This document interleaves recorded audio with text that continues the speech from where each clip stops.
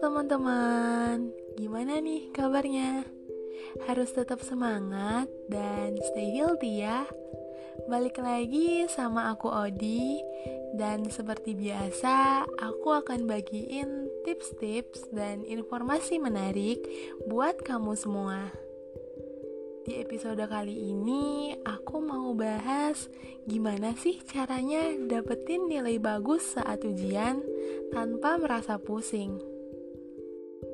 Banyak orang yang ingin memperoleh nilai memuaskan, tapi baru mulai belajar saat menjelang ujian. Kalau begitu caranya, udah pasti harus begadang, bahkan bisa sampai gak tidur kalau ujiannya pagi.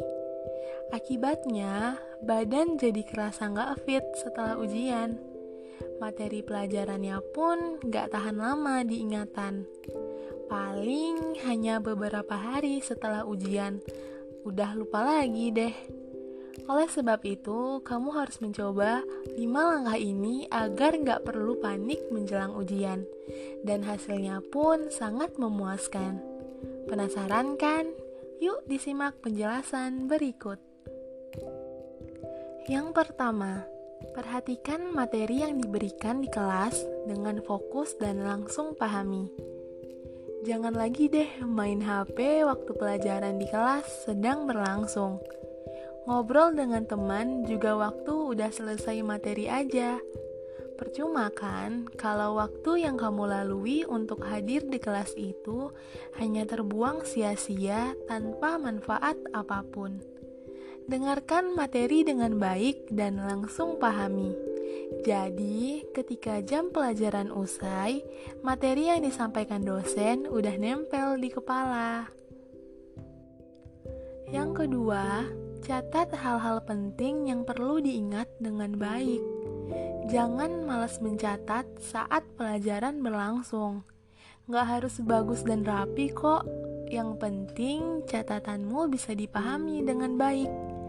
Ini penting loh, agar ingatanmu tentang hal-hal penting tersebut lebih melekat.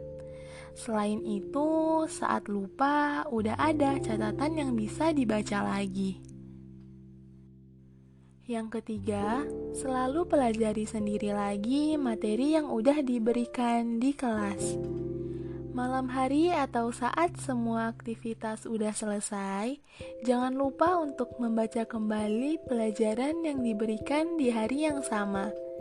Ini bisa juga dilakukan sambil menyalin kembali catatan yang masih berantakan agar menjadi rapi dan enak dibaca.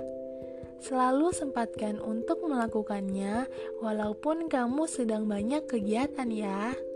Kalau nggak bisa untuk mencatat ulang, setidaknya kamu tetap membaca kembali catatan di kelas. Selanjutnya, kerjakan tugasmu sendiri dan mengerjakannya jangan saat mendekati deadline. Usahakan untuk nggak menyontek dalam mengerjakan tugas.